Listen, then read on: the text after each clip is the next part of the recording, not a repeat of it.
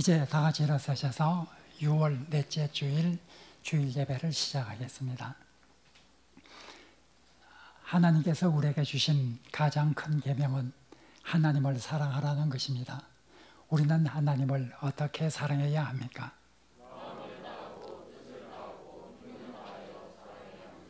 하나님을 사랑하는 우리는 하나님을 예배하기 위해 이 자리에 모였습니다. 우리는 하나님을 어떻게 예배해야 합니까? 이제 하나님을 전심으로 사랑하는 우리의 마음을 모아 영과 진리로 하나님을 예배하겠습니다.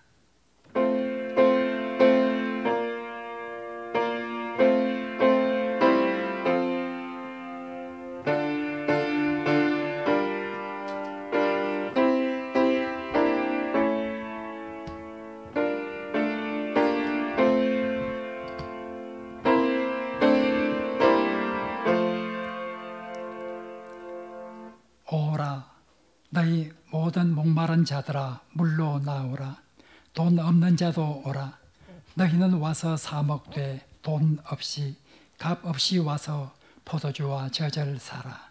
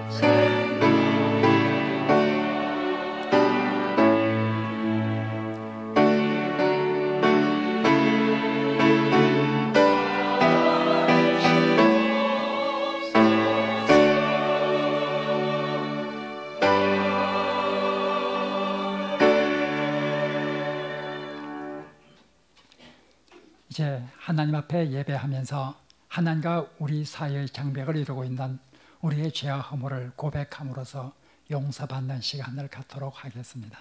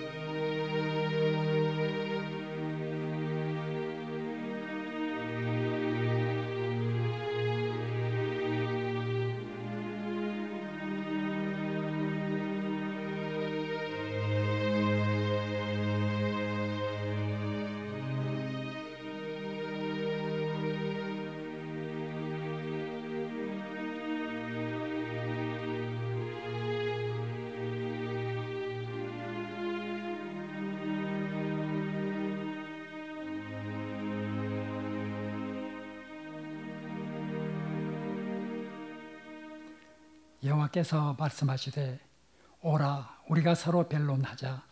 너희의 죄가 주홍 같을지라도 눈과 같이 희어질 것이요 진홍같이 붉을지라도 양털같이 희게 되리라.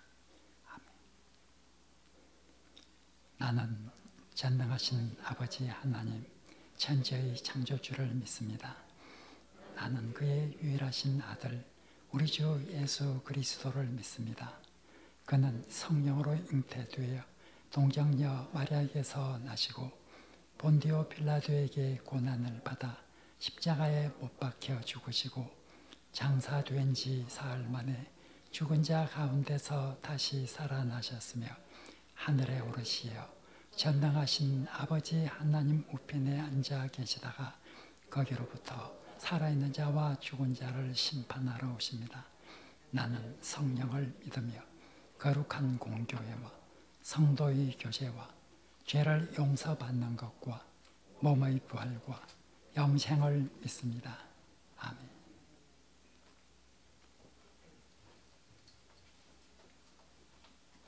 성시교독은 53번 시편 121편입니다.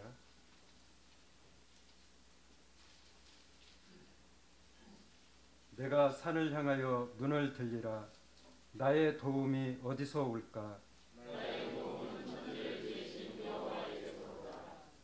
여호와께서 너를 실족하지 아니하게 하시며 너를 지키시는 이가 졸지 아니하시리로다.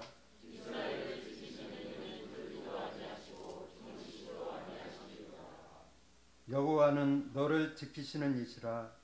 여호와께서 내 오른쪽에서 내 그늘이 되시나니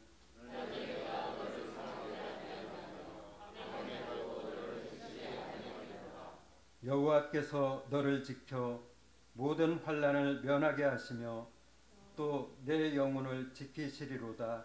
여호와께서 너의 출입을 지금부터 영원까지 지키시리로다.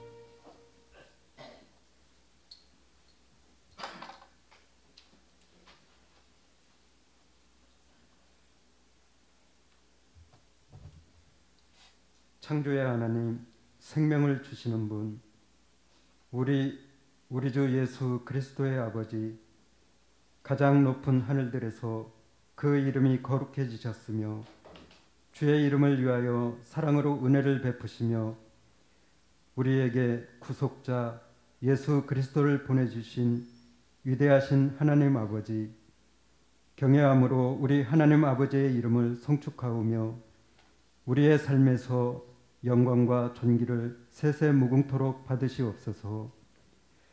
주님은 위대하고 거룩하신 하나님이시며 우리의 왕이십니다. 그러나 우리 자신은 악하여 억제하지 못하는 욕망의 유혹에 굴복하고 자기 욕심에 끌려 미혹됨으로 죄를 지었으며 주께서 주신 계명과 예수 그리스도의 교훈을 따르지 않고 나 자신의 뜻대로 살아온 지난 날들의 죄와 허물을 고백하오니 용서하여 주옵소서. 우리가 온전한 회개로 주께 돌이키며 주님을 향한 찬송이 우리 입에서 떠나지 않게 하시옵고 새 삶을 기쁨으로 살아가게 하시오며 우리가 우리의 눈과 마음보다 하나님을 더 신뢰할 수 있도록 도와주옵소서. 주님께서는 하늘로부터 오시는 이시며 만물 위에 계시는 거룩하신 하나님의 아들이시며 우리를 위해 자신의 목숨을 버리신 분이십니다. 주님께서는 나는 세상의 빛이니 나를 따르는 자는 어둠에 다니지 아니하고 생명의 빛을 얻으리라고 말씀하셨으며 또한 내가 온 것은 양으로 생명을 얻게 하고 더 풍성히 얻게 하려는 것이라고 말씀하셨습니다. 주님, 인간의 삶은 고독하고 가난하고 괴롭고 견디기 힘들며 잔인하고 짧습니다.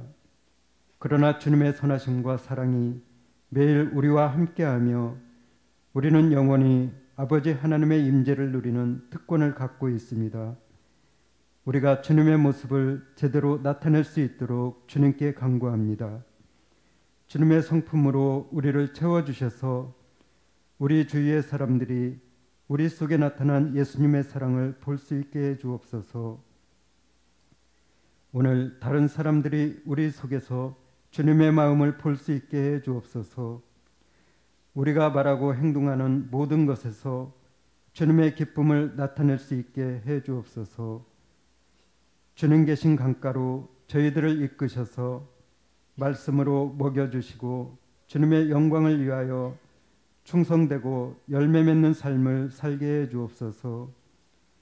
주님의 은혜로 저를 그릇된 길로 이끄는 모든 것들에서 돌아서게 해 주옵소서. 그리하여 진실하고 충만하고 완전한 삶의 원천이신 사랑하는 예수님께서 모든 찬송과 영광, 지혜와 존귀, 명예와 감사, 능력과 권세를 받으시옵소서. 사랑의 하나님 아버지, 우리를 사랑하시고 기뻐하시며 우리를 아시니 감사합니다. 저의 목자와 안내자가 되어주셔서 감사합니다. 주님을 신뢰하고 주님의 지혜 안에서 안식하게 하시며 삶의 어려운 순간에 성령님께서 인도해 주옵소서. 우리 안에 거하시는 하나님 아버지의 능력을 통해서 시련과 고통을 겪으며 죄와 맞서 싸울 때 우리 속에 인내가 자라나 우리로 온전하게 구비하여 조금도 부족함이 없게 만들어 주옵소서. 코로나19로 인하여 많은 경제적 어려움과 고통당하고 있는 많은 국가와 사회, 경제와 가정들을 불쌍히 여겨주시고 하나님 아버지께서 이 전염병을 해결해 주셔서 일상의 삶이 회복되고 교회의 주일 성수와 중단된 예배가 회복되며 최고의 찬양과 경배를 받으시기에 합당하신 예수님을 향한 진실하고 사랑이 넘치는 예배가 드려지게 해 주옵소서.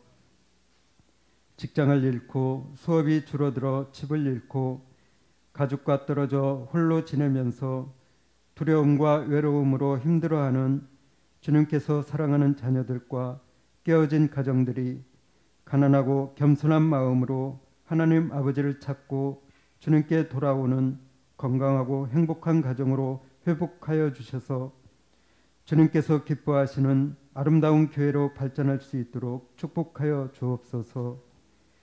말씀을 대언하는 목사님에게 하나님 아버지께서 기뻐하는 교회로 세워나가기 위한 지혜와 능력을 주시옵고 항상 성령 충만하여 하나님의 뜻에 순종하며 주님께서 맡겨주신 성도들에게 말씀으로 영과 육의 일용할 양식을 넉넉히 먹이게 하여 주시며 가정을 견고히 지켜주시고 건강을 지켜주옵소서.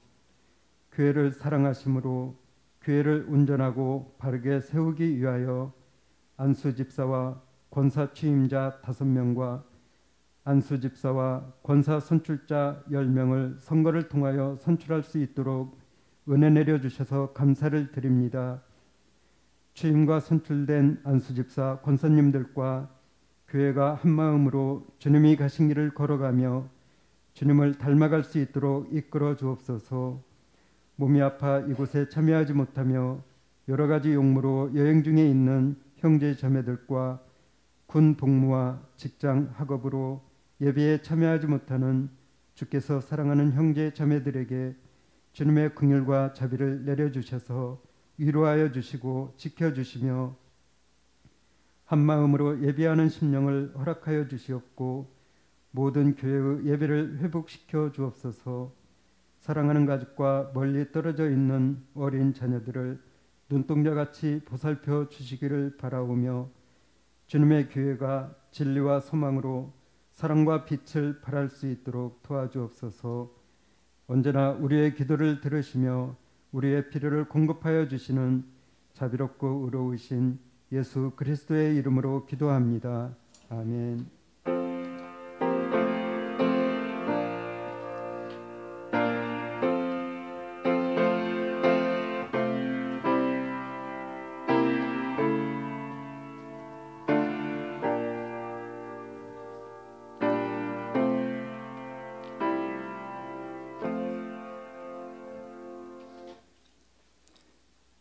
오늘 봉독할 하나님 말씀은 고린도 후서 3장 6절에서 11절 말씀입니다. 고린도 후서 3장 6절에서 11절 말씀을 제가 봉독하겠습니다.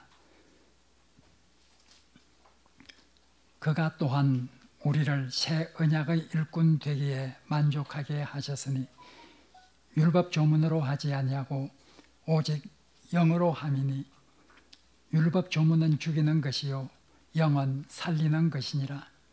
돌에 써서 새긴 죽게 하는 율법 조문의 직분도 영광이 있어 이스라엘 자손들은 모세의 얼굴의 없어질 영광 때문에도 그 얼굴을 주목하지 못하였거든 하물며 영의 직분은 더욱 영광이 있지 아니하겠느냐. 정죄의 직분도 영광이 있은즉 의의 직분은 영광이 더욱 넘치리라. 영광되었던 것이 더 큰 영광으로 말미암아 이에 영광될 것이 없으나 없어질 것도 영광으로 말미암았은즉 길이 있을 것은 더욱 영광 가운데 있느니라. 이 말씀은 하나님의 말씀입니다.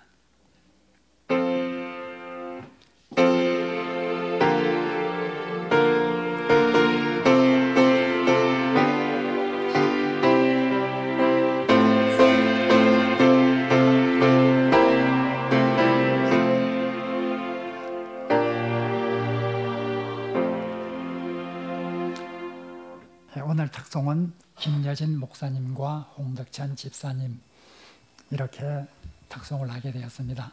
교회 소식에도 나와 있듯이 김여진 목사님은 지금까지 우리 교회 협동 목사님으로 봉사해 주시다가 이제 교회를 개척해서 서로교회라고 하는 교회를 창립하게 되었습니다.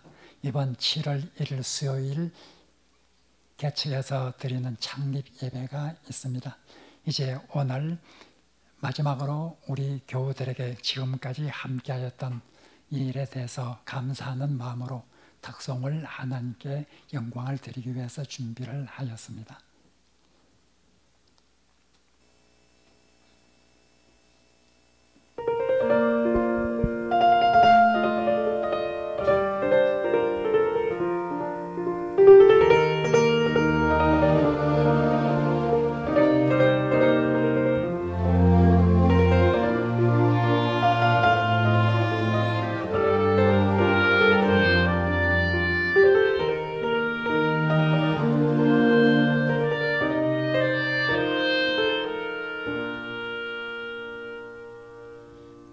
감사해요. 깨닫지 못했었는데 내가 얼마나 소중한 존재라는 걸 태초부터 지금까지 하나님의 사랑은 항상 날 향하고 있었다는 걸 고마워요. 그 사랑을 가르쳐준 당신께 주께서 허락하신 당신께 그리스도의 사랑으로 더욱 섬기며 이제 나도 세상에 전하리라. 당신은 사랑받기 위해 그리고 그 사랑 전하기 위해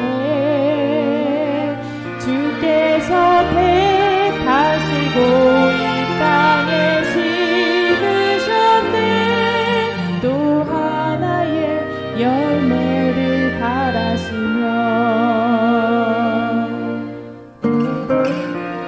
지난 3년간 사랑의 빛교회에서 많은 위로와 사랑을 얻었습니다. 저희 가족을 따뜻하게 품어주신 사랑의 빛교회 성도님들과 목사님께 깊이 감사드립니다. 그 사랑 나누면서 잘 먹겠습니다.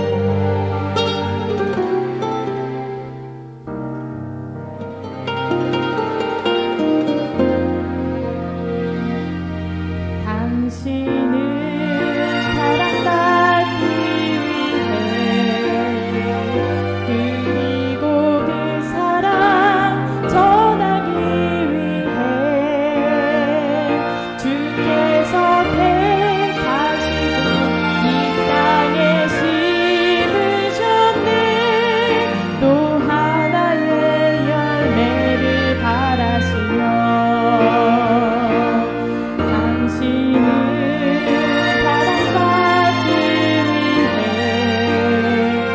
그리고 그 사랑 전하기 위해 주께서 택하시고 이 땅에 심으셨네. 또 하나의 열매를 바라시며 또 하나의 열매를 바라시며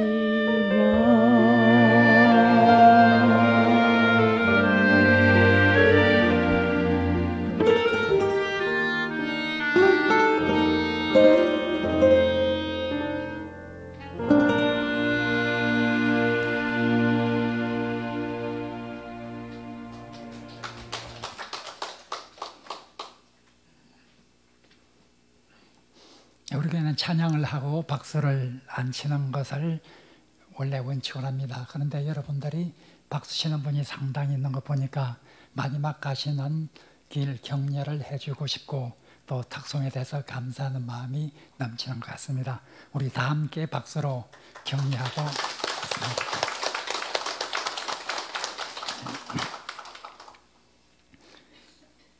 우리 교회는 지난 몇 주간 동안 장로를 피택하고 또 안수집사와 권사를 취임하고 또 새로운 안수를 받도록 하기 위해서 선출을 하기도 하였습니다.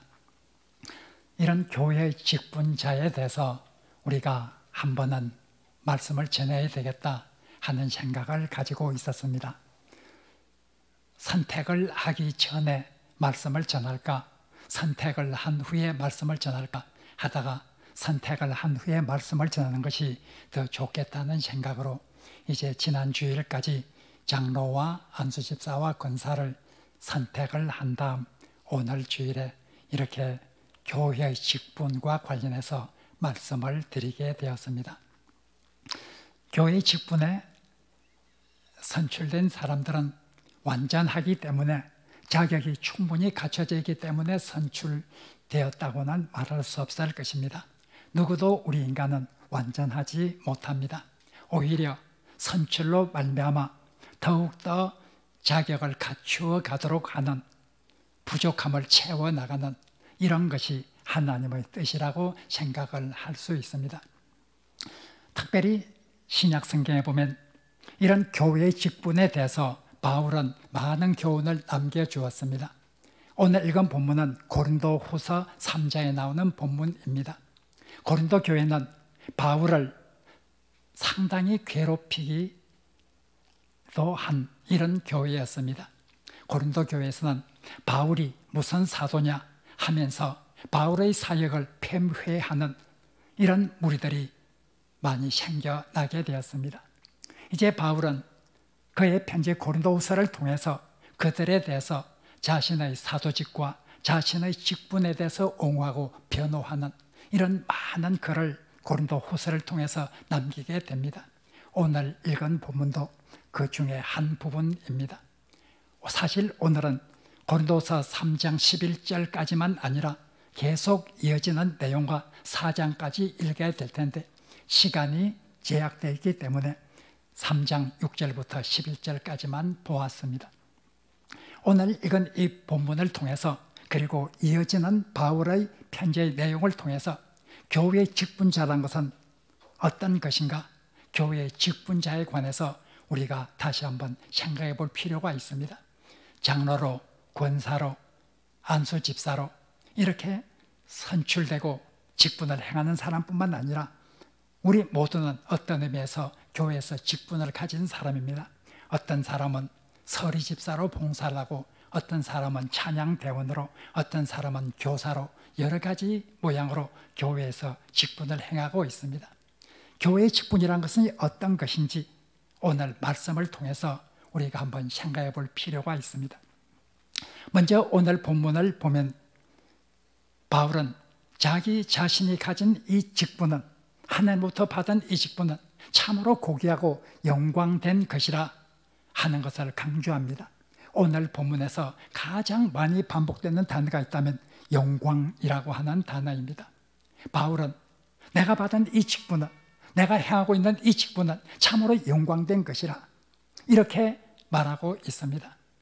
바울은 교회에서 가진 이 직분, 하나님의 복음을 위해서 일하는 이 직분이 얼마나 고귀하고 아름답고 영광된 것인가를 모세의 직분과 비교해서 말하고 있습니다.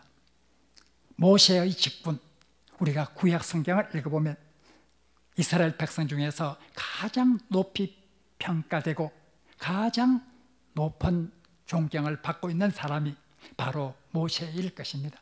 바울은 이 모세가 가진 직분과 신약시대 때 바울 자신이 받은 이 직분을 비교해서 말하고 있습니다.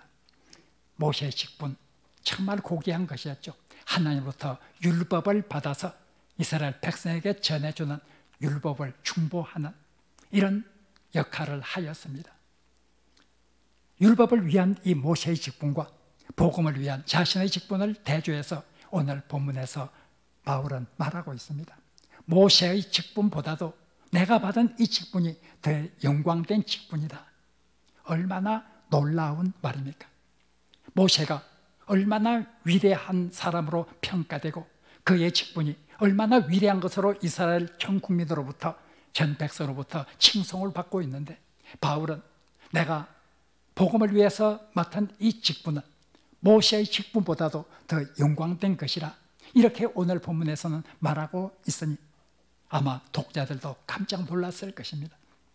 바울은 오늘 본문을 통해서 말하고 있습니다.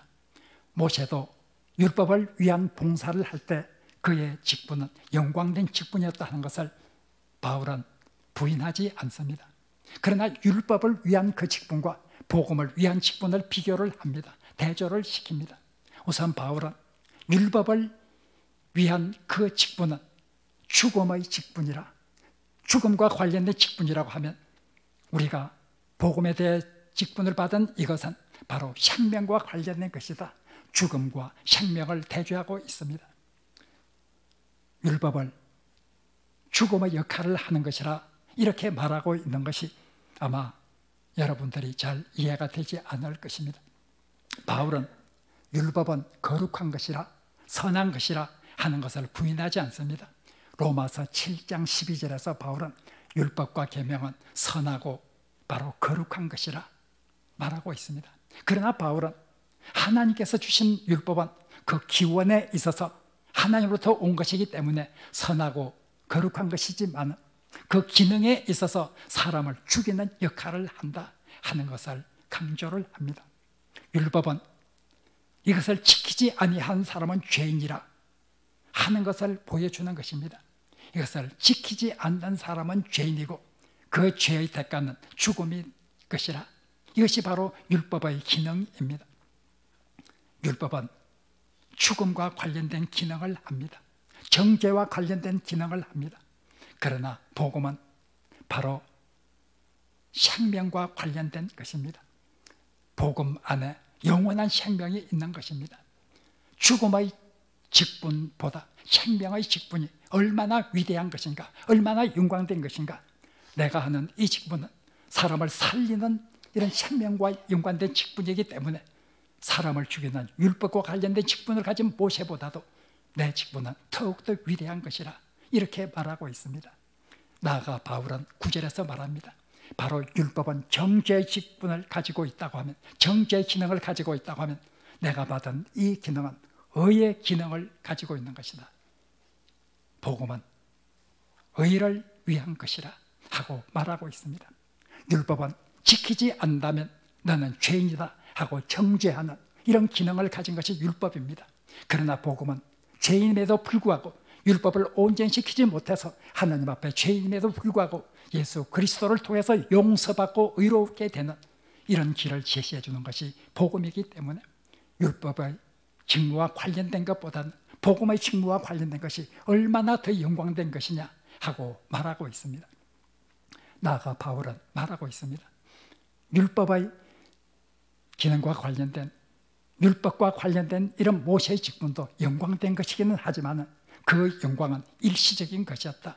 그러나 복음과 관련된 우리의 직분은 영원한 것이라, 그 영광은 영원한 것이라 이렇게 말하고 있습니다. 오늘 본문에서 바울은 출애굽기 34장에 나오는 일을 회상시키고 있습니다. 출애굽기 34장에 보면 바울이 율법을 위해서 시내산으로 올라갔다가 진영으로 돌아왔을 때 그 얼굴에는 광채가 나고 있었습니다. 그 광채가 얼마나 휘황찬란했는지 그 광채를 이스라엘 백성이 보기에도 두려워하였습니다. 그래서 모세는 백성들과 대면하기 위해서 바로 광채가 나는 그 얼굴에 수건을 쓸 수밖에 없었습니다. 바로 율법을 통한 이 영광된 직무도 영광된 것이어서 하나님의 광채가 그 이마에서 빛나고 있었다. 그러나 그 광채는 영원한 것이 아니었습니다. 그 광채는 일시적인 것이었습니다. 모세의 얼굴에서 바라고 있던 그 광채는 어느 정도 시간이 지남에 따라 소멸되고 말았습니다. 이렇게 모세의 광채가 소멸된 것이라고 하면 우리가 전하는 이 복음의 광채는 영원히 소멸되지 않는 것이라 하고 말하고 있습니다. 영원한 것이라고 말하고 있습니다. 9절에서 바울은 영광된 것이 있었지만 더 큰 영광된 것이 나타나자 원래 있었던 영광된 것은 빛을 잃고 말았다. 이렇게 9절에서 말하고 있습니다. 이 말은 모세의 직분은 영광된 것이지만 복음을 위한 직분은 이 더 큰 영광이 나타남에 따라서 너무나 큰 영광이 나타나기 때문에 그 영광 앞에서 모세의 직분과 같은 이런 영광은 빛이 바래지게 되었다. 마치 달이 지구를 비추고 있다가 더 큰 광채인 해가 나타날 때 그 달의 광채는 바로 사라지고 말듯이 그와 같이 모세의 직분, 영광된 것이긴 하지만 복음을 위한 직분인 더 큰 영광된 것이 나타남에 따라서 과거의 그 직분은 이제 그 영광이 점점 사라지게 되고 말았다. 이렇게 10절에서 말하고 있을 정도로 바울은 이 복음의 사역을 위한 이 직분이 얼마나 고귀하고 영광된 것인가를 말하고 있습니다. 사랑하는 성도 여러분, 교회의 직분은 바로 이렇게 영광된 것임을 말하고 있습니다. 모세의 직분보다도 복음을 위한 직분은 더 영광된 직분이라 이렇게 바울은 말하고 있습니다. 그만큼 교회의 직분은 영광되고 존귀하고 귀한 것이라 하는 것을 바울은 말하고 있습니다. 이런 의식, 바울은 이런 자의식을 가지고 열심으로 살아갔습니다. 교회의 직분을 맡은 사람들이 꼭 기억해야 될 것은 바로 이러한 자의식입니다. 교회의 직분, 복음을 향한 이 직분은 참으로 하나님 앞에서 영광된 것이다. 모세의 직분보다도 어떤 의미에서 더욱더 고귀하고 존귀한 것이라. 이런 믿음이 우리 속에 있어야 합니다. 이런 믿음을 가지고 살아갈 때 바로 직분자의 이런 행동을 열심으로 수행해 나갈 힘이 있을 것입니다.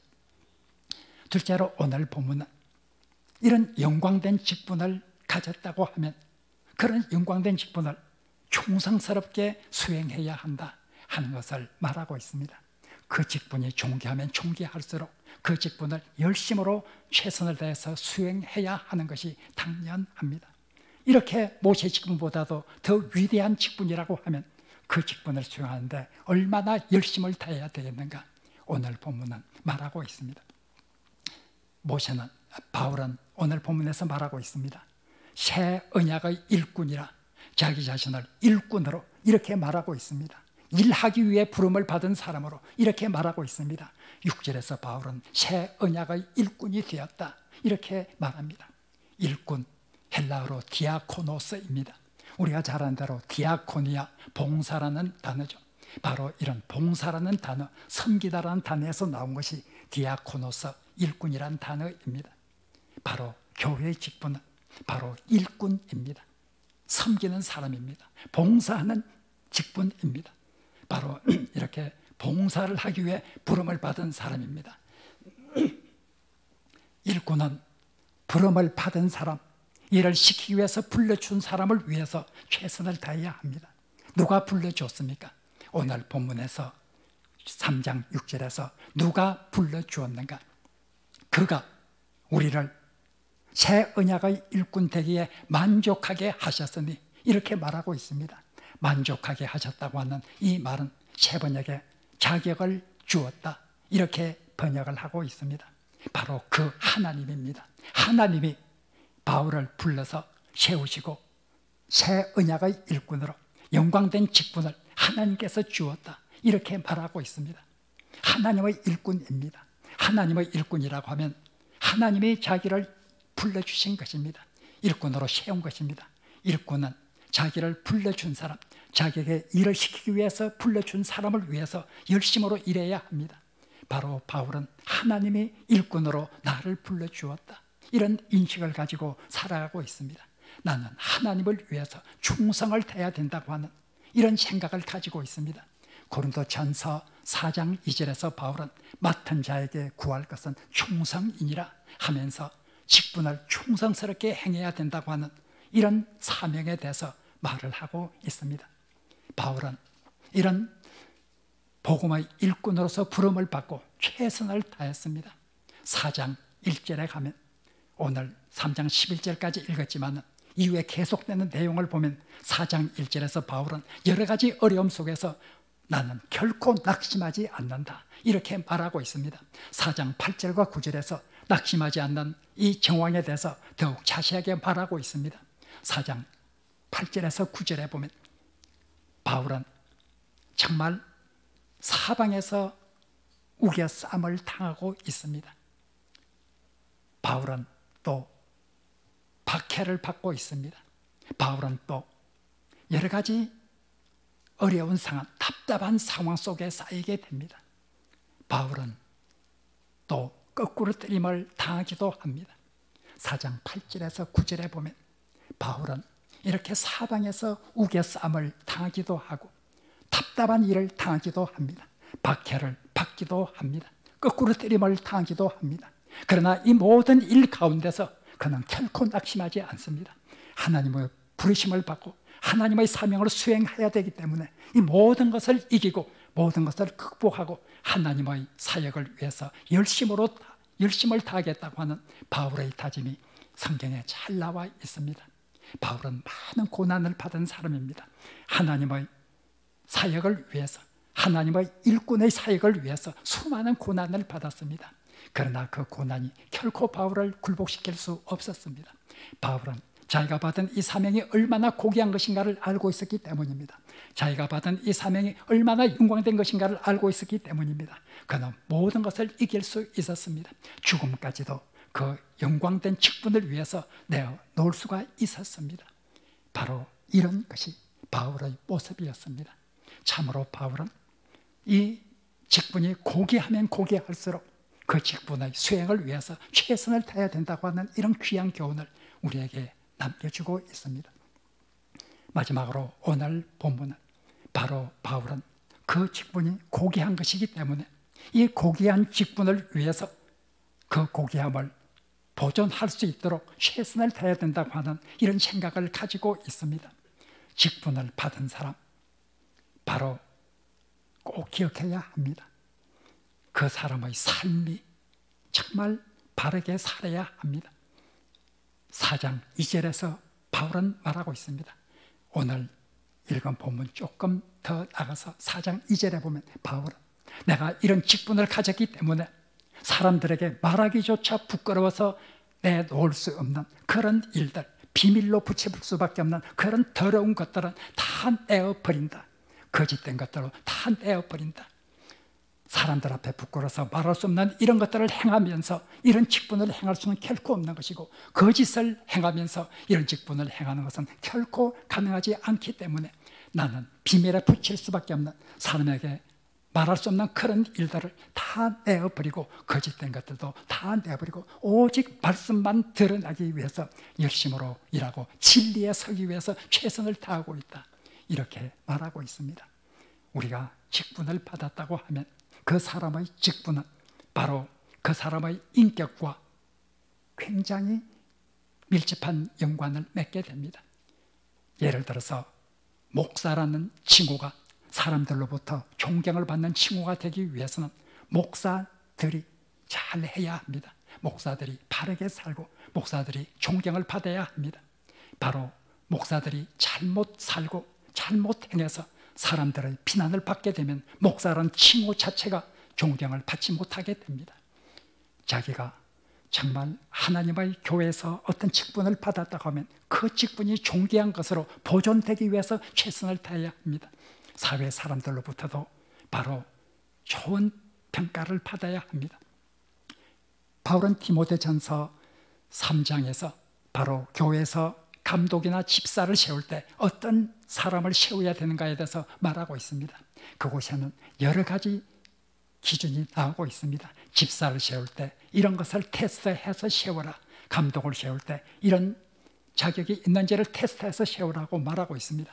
그런데 놀라운 것은 그곳에 나오는 10개 이상의 많은 항목들이 대부분이 바로 사회에서 추구하는 그런 덕목들과 관련된 것입니다. 디모데전서 3장 1절 이하에 나오는 그 모든 사람의 인격과 사람의 품성과 관련된 이런 것들은 그 당시 그레코 로마 사회에서 이런 덕목들은 굉장히 높이 평가되는 이런 덕목들입니다. 왜 바울이 교회 일꾼을 세우는 데서 사회에서 높이 평가되는 이런 덕목들로 가득 채우고 있을까요? 사도행전 7장에는 7집사를 세울 때 신앙이, 믿음이 좋고 성령이 충만하고 지혜가 충분한 이런 사람들을 기준으로 세웠습니다. 그러나 목회서신 디모데전서 3장에 보면 그런 기준보단 사회 사람들로부터 존경을 받을 수 있는 이런 덕목들로 가득 채워져 있는 것을 우리는 볼 수 있습니다.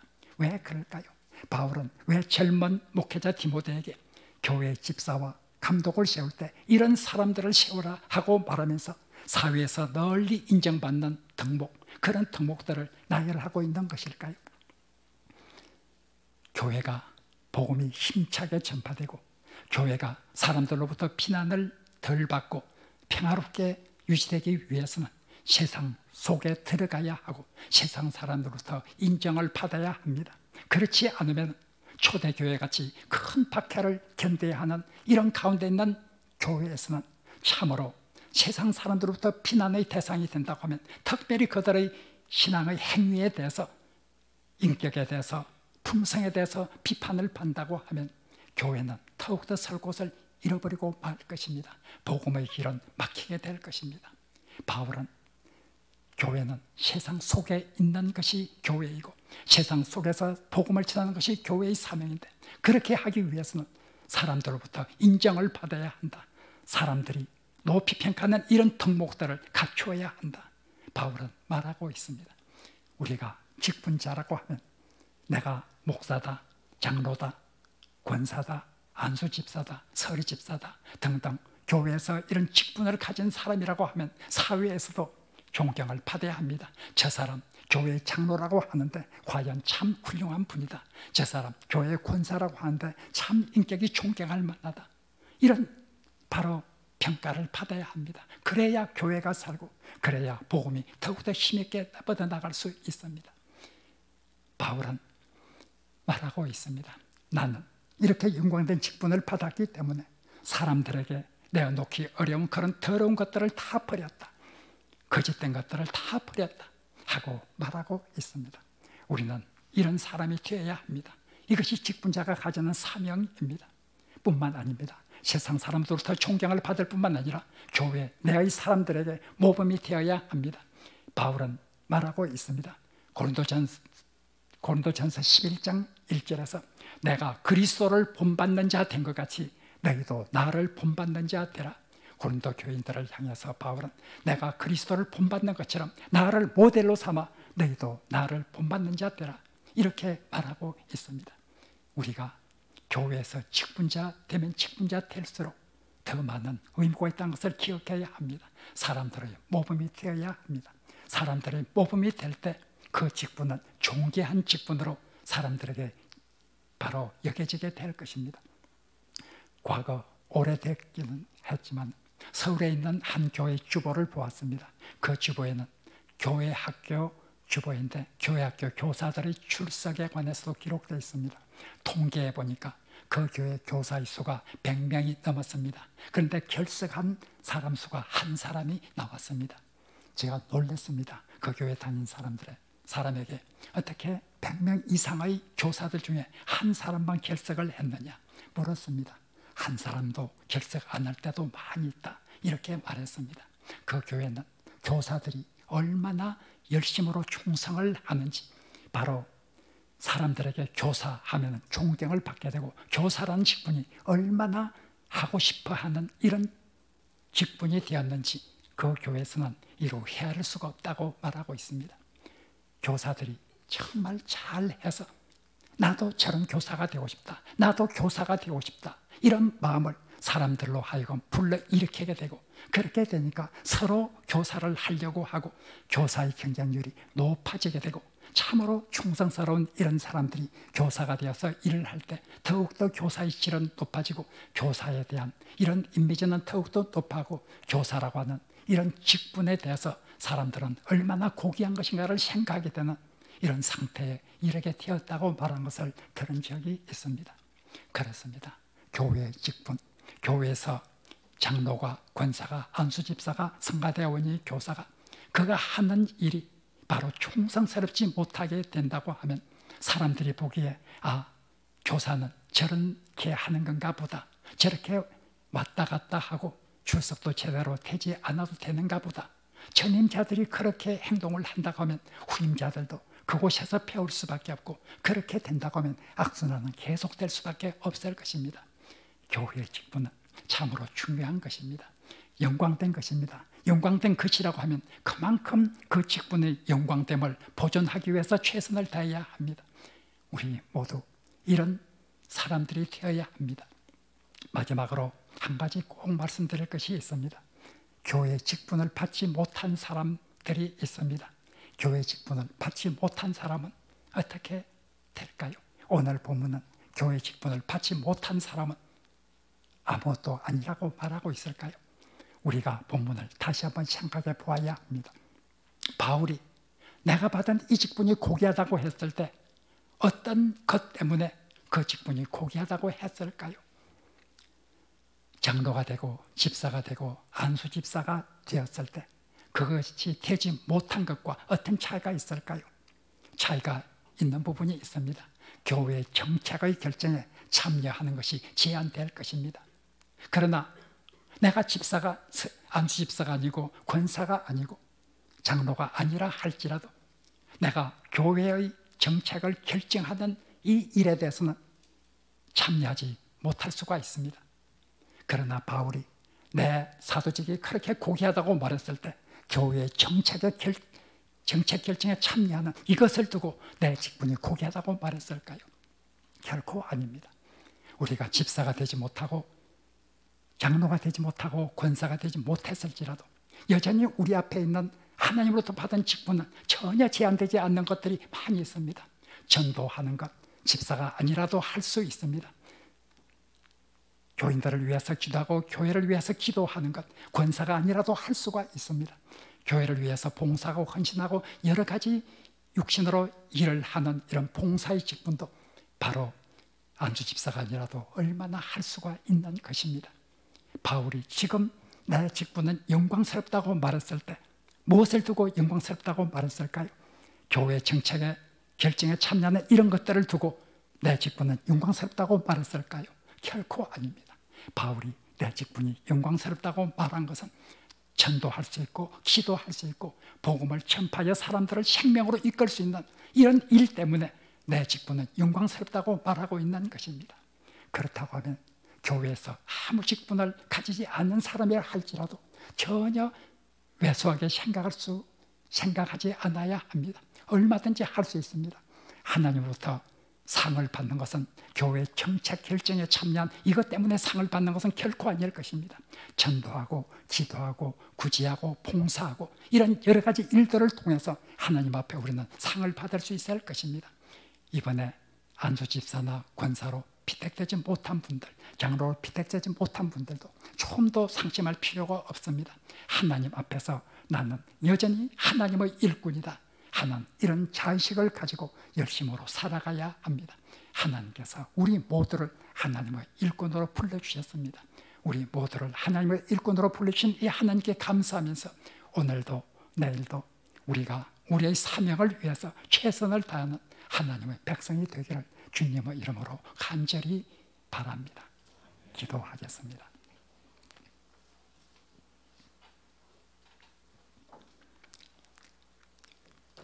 하나님, 우리에게 복음을 위한 귀한 사명 주셨사오니 이 사명 기억하고 우리의 직분을 고귀한 것으로 여기며 우리의 직분을 다하기에 최선을 다할 수 있게 하여 주옵소서. 예수님 이름으로 기도합니다. 아멘.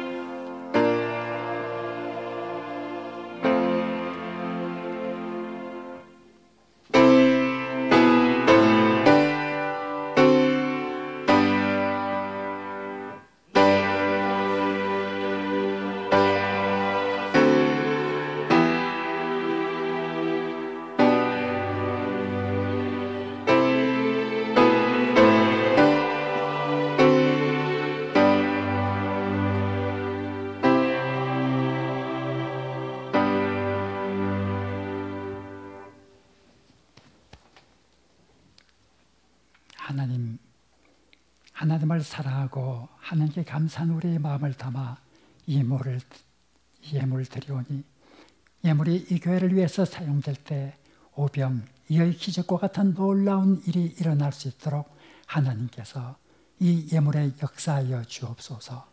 예수님 이름으로 기도합니다. 아멘. 여호와는 우리에게 복을 주시고 우리를 지키시기를 원합니다.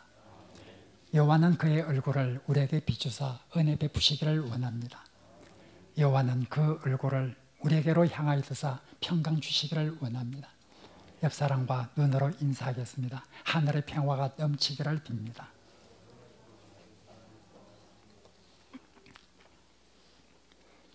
교회 소식입니다. 오늘 2부 예배 후 담임목사 청빙위원회 모임이 3층 소예배실에서 있습니다. 청빙위원 8분은 3층 소예배실로 모여주시기를 바랍니다. 그리고 모든 교우들은 담임목사 청빙이 은혜롭고 좋은 열매가 맺는 이런 활동이 될 수 있도록 많이 기도해 주시기를 바랍니다. 오늘 오후 교육부서 예배 재개 문제를 논의하기 위해 교회 전체 모임이 식사 후 3층 소예배실에서 있습니다. 지난주에 있었던 공동의회에서 박광성, 최용주 협동안수집사와 강희영, 김명심, 임명자 협동권사를 시무안수집사 권사로 각각 추대하기로 하였습니다. 그리고 김도곤, 박민재, 신만희 집사님을 안수집사로 김영래, 김원영, 김지영, 박영주, 정병희, 편미숙, 홍선숙 집사님을 권사로 선출하였습니다. 우리 교회에서는 특별한 사유가 없는 한 이름을 기록할 때 가나다 순으로 기록한다는 것을 기억해 주시기를 바랍니다. 다음 주일 11시 예배 후 피택자 모임이 있습니다. 피택자들은 장로 피택자들과 권사, 안수집사 피택자들 함께 모이도록 하겠습니다. 협동 집사와 권사로 있다가 시무 안수집사와 권사로 추대받은 이분도 다음 주일 첫 모임 때는 꼭 함께 참석해 주기를 바랍니다. 7월 8일부터 수요예배를 재개합니다.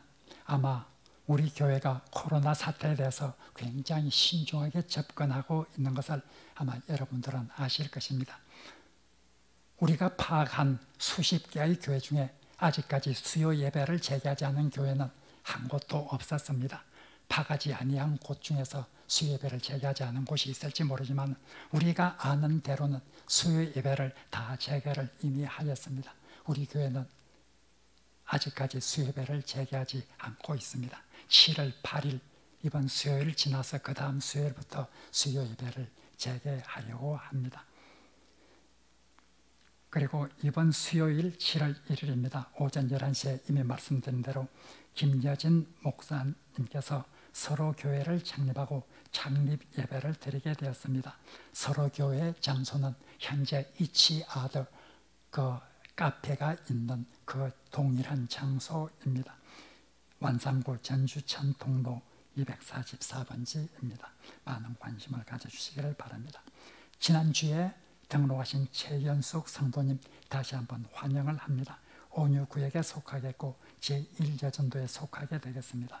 오재순 집사님 인도해 주셨습니다. 지난주에 성경을 완독한 분들이 많이 있습니다. 특별히 김솔지와 김원유는 아동부이고 그리고 김하동은 중고등부입니다. 성경 완독을 축하합니다. 그리고 김원순 권사님, 김춘미 권사님, 이현실 사모님 성경 완독을 축하를 다시 한번 드립니다. 이제 다 같이 일어서셔서 찬송가 1절 438장 1절을 같이 부르시겠습니다.